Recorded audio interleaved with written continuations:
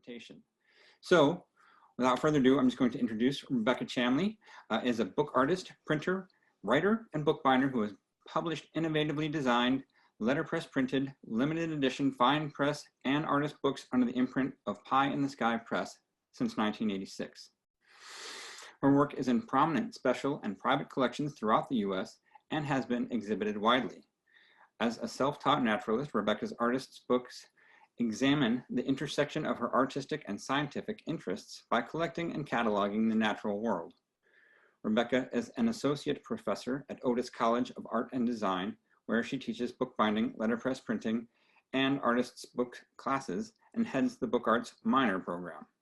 She also holds workshops at her studio and book art centers throughout the country, including the San Francisco Center for the Book. So we are very pleased to welcome Rebecca today. And Rebecca, I am just going to hand it over to you. Okay, so welcome to my living room / the home of Pie in the Sky Press.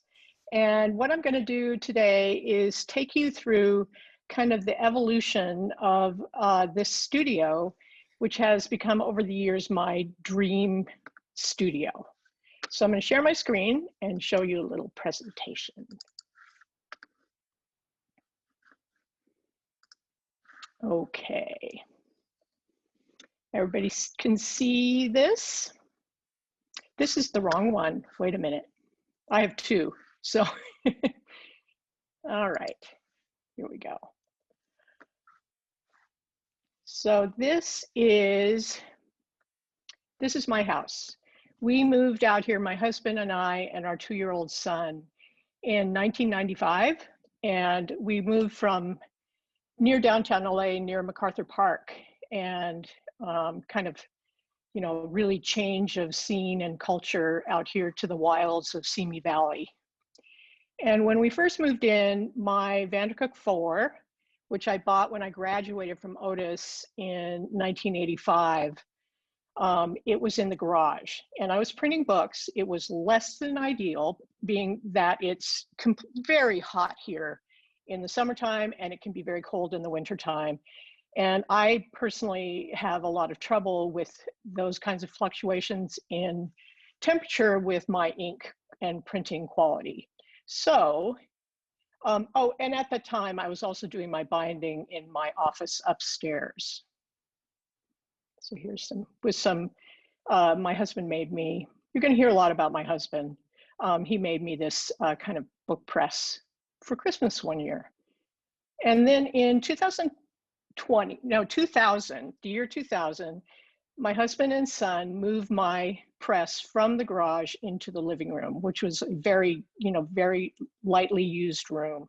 It was kind of where the Christmas tree went. So, so I was now in air-conditioned splendor. And then in 2011, I wrote a grant and received it from the Center for Cultural Innovation. It's an Investing in Artists grant. So I got some big, expensive binding equipment with that grant. And here it is being delivered. Pushing it up into the garage. And this is my Jacques board shear.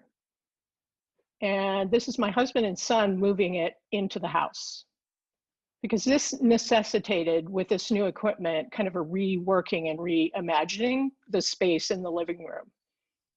So, the moving big equipment into a house without a loading dock is quite a process, but my husband, he kind of devised this way of using a jack to lift it over the door jamb in the front door. So here it is, kind of installed, but it's still on its dollies. And there it is sitting on the floor. And there they are, husband and son. Then they moved in my 19-inch challenge guillotine. So there that is.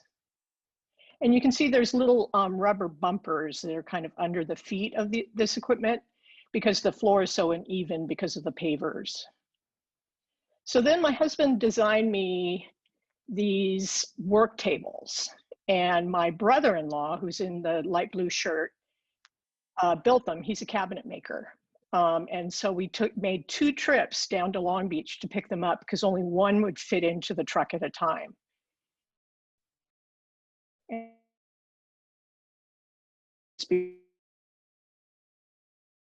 at home, again, they're handy. And here they are bringing in the second one. And here are the dogs. And they're enjoying the surface of the work table. So these tables have paper storage, and I put my bits and bobs in these little there's some kind of organizer from IKEA. There's the bone folder department. And then this is the very serene looking studio after the tables were installed, and I started to use the space for binding. So in 2015, I found this sort of messed up Universal 3 Vandercook on Craigslist in Missouri and had it shipped out to us. And so here is the 4 leaving the house and the Universal 3 coming into the house. And this is a considerably bigger press. And my husband, who's done a lot of machine moving in his time, said that moving this press into the house was the hardest thing he's ever done. So here it is in the house. Here they are taking a much needed break. I should say that day that they moved that press, it was over 100 degrees and they had to wear gloves because it was too hot to touch. So they're enjoying popsicles, iced coffee, and it looks like my husband is taking a little nap. So here is the Universal 3, and it's a power press with an extended adjustable bed and a tower, frisket tower, that is just, this press is amazing. And it took about a year of my husband working on it. He replaced all the switches. It had some kind of questionable engineering done to it during its lifetime. And I think he bought every antique switch and connector on eBay or elsewhere. And now it runs like a little sewing machine. It's really a dream, this press. So I cleaned up the Vandercook 4, which, you know, I regret that I hadn't done it sooner because it was kind of it had been painted with a paintbrush. And the 30 years that I printed on it, it looked like a little mutt. But cleaned it all up, cleaned the brass, repainted it, and it went to its new home, which was an Alabama book arts graduate that moved it to Northern California. And here it is, we're saying goodbye to it. So this is the studio today. This is my front door.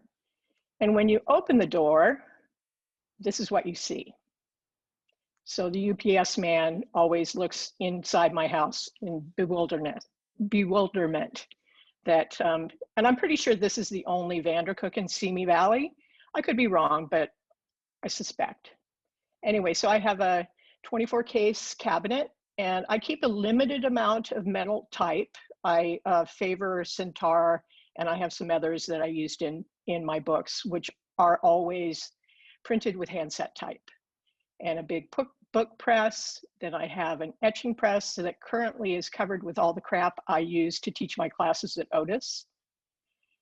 And then you can see it's been fully populated with all my crap. Yeah, it was so beautiful before I, started putting stuff in there. So this is my teaching setup.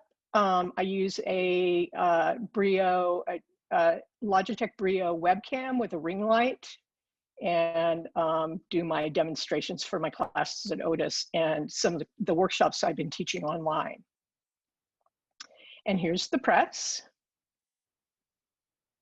And here's this is my spacing materials, some Timpin, other type, my sewing frame and punching cradle. And this is leather and book cloth. And this is the mantle of the would-be fireplace, although we could never light it, with a bunch of my treasures, including feathers and acorns and rocks and things. And here is, this was a galley cabinet that my husband found in a dumpster downtown LA.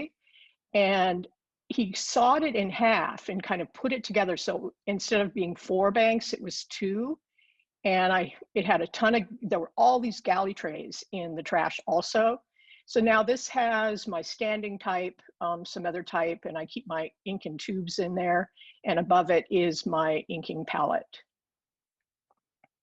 There's the little guillotine, which also is sort of the shipping center. You can see all the bubble wrap and the FedEx boxes beside it. And my fabulous Jacques board shear. And this is another little surface with some treasures. And we'll talk more about those birds in a minute. More feathers, more acorns. Okay, so I'm gonna switch now and talk about a work in progress that I'm working on right now. So about the time that the lockdown occurred, you know, I was stuck at home, couldn't go, you know, I had to teach the last 6 weeks of my semester online, which was pretty much of an adventure. And I had previously, over the years, occasionally fed wild birds, but the tree that all my feeders were attached to had collapsed due to root rot. So replaced that tree with a 2-year-old Quercus lobata, a native valley oak that I grew from an acorn, but it was just too tiny to support the feeders. So we came up with this, I don't know if you can see it, but there's some plant stands and there's a little water for them and a platform feeder. And about that time, I was just sitting in my studio watching birds, and I decided, I found this used 500mm lens for my camera, and I started taking pictures of birds. So here's a California quail, a male, and here's a female. Isn't she cute? And this is a spotted towhee with a rather large peanut. And this is a little quartet of female house sparrows having a pool party. An oak titmouse. This is a hooded oriole, male. A lesser goldfinch, a female. And a California scrub jay with a peanut, and he's on the platform feeder. A hummingbird. This is a rufous hummingbird. A house finch, a male. And this is a goldfinch having a bath. And this is a spotted towhee with its very demanding baby. It's a male, by the way, it's a dad. And here it is feeding that baby. And this is a different towhee. This is California towhee having a bath. And a female hooded oriole. This is a mourning dove after her bath. And another quail with a bee. The bees are attracted to both the hummingbird feeder and the water.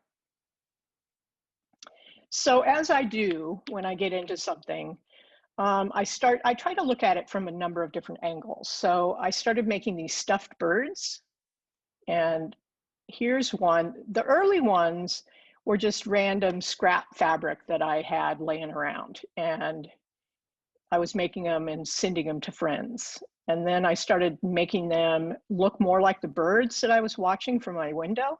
So this one is a oak titmouse and a California scrub jay. And of course, everything leads to printing. And as some of you may know, I have spent the last over 10 years developing a process where I do photorealistic letterpress printing of mostly botanical images, but some marine animals. And so all that work was based on my photographs. But early in lockdown, I took a workshop with Seattle School of Visual Concepts with Mary Bruno about reduction printing. So I started practicing. And so here's this is a Gamubon block, which is the material I favor. It's mounted on a Type base. Then this is the print. And these are based on my photographs. And here's another block for a male house sparrow. And some of you also know that I keep a journal for all of my projects. So this is some pages of the journals where I document my printing, write the content, write down my research, plan my binding. Everything is in the journals. So here's a spread from that journal of mad writing. And I'm not, oh, there's something about codex being postponed. And then here's another page. I have a list of birds and another print. And here's some kind of color plans for future stuffed birds and my black Phoebe. And a print of the jay. And that's that. So let me check my time. Okay. How am I, Chad? How am I for time? You're doing great. You Okay. got about, if you want to do another 5 minutes of presentation, that'd be great. Okay.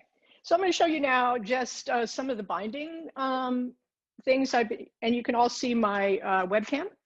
Yeah. Okay. So early in the lockdown, I took a workshop with a woman named Leslie Marsh, who's a book artist and multimedia artist in North Carolina. And she demonstrated this flag. It's called a winged structure. So this was very intriguing, unlike anything I've ever made or considered as a possibility for a binding of an edition. And then I was talking to my friend Rhiannon Alpers of Gazelle and Goat, and she told me about the possibility of sewing the things together rather than the units together rather than gluing them, and that creates this kind of page turning opportunity in the middle of it.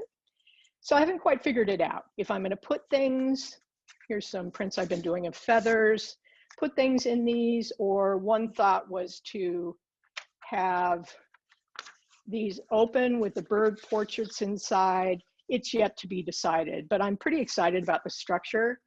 It has a lot of possibilities and also a lot of challenges because you would be printing a square. So the choice would be, do you want to print it like that and have everything in the bed on an angle, or print it on a very large sheet of paper and trim it down? So those are kind of the things I'm sort of thinking about. And then here is the journal for this book. So I made this, I had a text block. It's a Midori cotton text block. And so I'm filling up, this is the sample of the piece that we got from Mary Bruno that sort of started me down this path of reduction linoleum prints, which I'm not going to show you the very earliest ones because it definitely took practice. My early ones are horrible. So that's the end of that. So I'm going to stop sharing, come back so I can see you guys. And that's my life in a nutshell. Well, that is excellent. Thank you very much. And so we've got the questions open in the chat room. If people want to send me questions, I will read them off to Rebecca. My first question, just while we're waiting for some questions to come in, is who painted your equipment? That nice fire engine. Okay.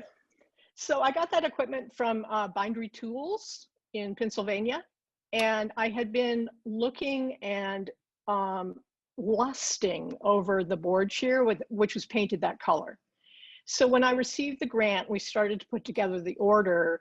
I had thought I would get a bigger guillotine, but it just wouldn't fit in here. So I chose this 19-inch one, and he asked me if I wanted it painted to match my board shear, and that's how that happened. Excellent. Yeah, I know Paul. He's great. Yeah. Vivian asks, how was the name Pie in the Sky chosen? Okay, that's a good question. When I was a child, my entire family of sort of, you know, I descend from people that came from Tennessee, and you know, there's a long story, but my father and grandfather and uncles and everyone played kind of grassroots music or kind of bluegrass music. And they had these music nights when I was a child. And one of the songs that always captured my imagination was a song called The Preacher and the Slave. And the refrain of that song is, "You get pie in the sky when you die." So when I started learning about letterpress and handset type, I learned the word pie when you dump your type. And so instantly the image of pie in the sky became what I wanted to name my own press. I like that connection. Yeah. I like the heavens filled with jumbles of sorts. That's a great. Yeah. Jeff asks, what's the next dream equipment acquisition? Well, you know, I feel pretty much set, and I don't have a lot more room. And, you know, I do possess this living room. And also my son has since grown up and moved away, and his room is sort of a guest room / sewing room. And then I also have an office upstairs. And a couple summers ago, after an intensive series of workshops and book sales, I bought a laser, a glow forge. So that at that time was the dream. And I've been using that mostly to cut out the boards for my editions. So I don't really lust for anything right now. Feel pretty satisfied. Excellent, glad to hear. One quick question was, could you tell us again? Oops. That's right, you're allowed to have dog barking. Please tell us again the name of the lino cut material you're using for the birds. Okay, it's called Gomuban, and it's Gomuban, and you can purchase it through McLean's Printmaking in Oregon. It's also available through Graphic Chemicals. However, they call it blue vinyl because it's green on one side and blue on the other. And I really like it. I have a lot of trouble. I think I've had a lot of bad luck with linoleum being old and kind of crumbly. And I've tested out a lot of materials, and I really like the line quality, the crispness of the image. I've been using it for years. Excellent. Elisa asks, do your books inform the type of prints you fill them with, or do you use the prints to determine what type of book you make? Okay, the idea always comes first. And if you look at my website, pieinttheskypress.com, you'll see I have done books most recently about the native plants in my area. And this is an area where I walk out my front door, cross the street, and I'm on a trail. So I became very interested in the tough and noble native plants that grow, and I witnessed on these walks and started researching about them, and then started developing images. And that's the way it goes for me. The idea always comes first, and then that begets the images, the writing, the structure, and so on. Excellent. Lisa asks, she says, I love how you document the process.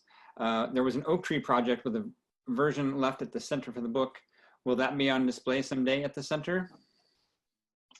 That book was in the show, I forget what, the show that started and ended during the pandemic. And yeah, so it was at the center, but no one could see it. So maybe I'll try to enter it in something else in the future so people can see it. Excellent. Time for a couple more here. Edgar asks, this might be a longer question, but you can give it a short answer, which is, what are the benefits to handset type over digital set type?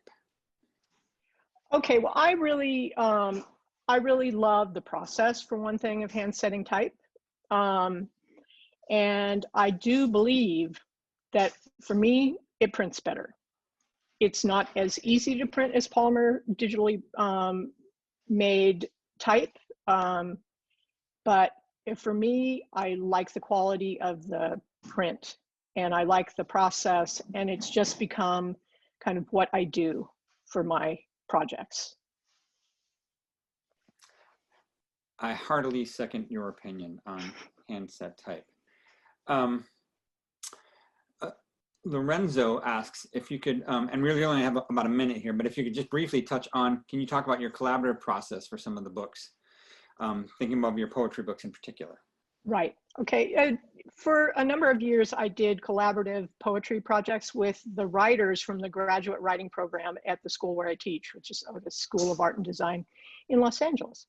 And I had a lot of friends, and suggestions were made, and I would do these collaborations that really, the way that I collaborated with these poets was they gave me the manuscript. Maybe they gave me several to choose from. I picked the one I liked. I said, I'll talk to you later. And then I designed, and sometimes I would show them designs, but very rarely. Usually they didn't see the book until they signed the call-a-thon.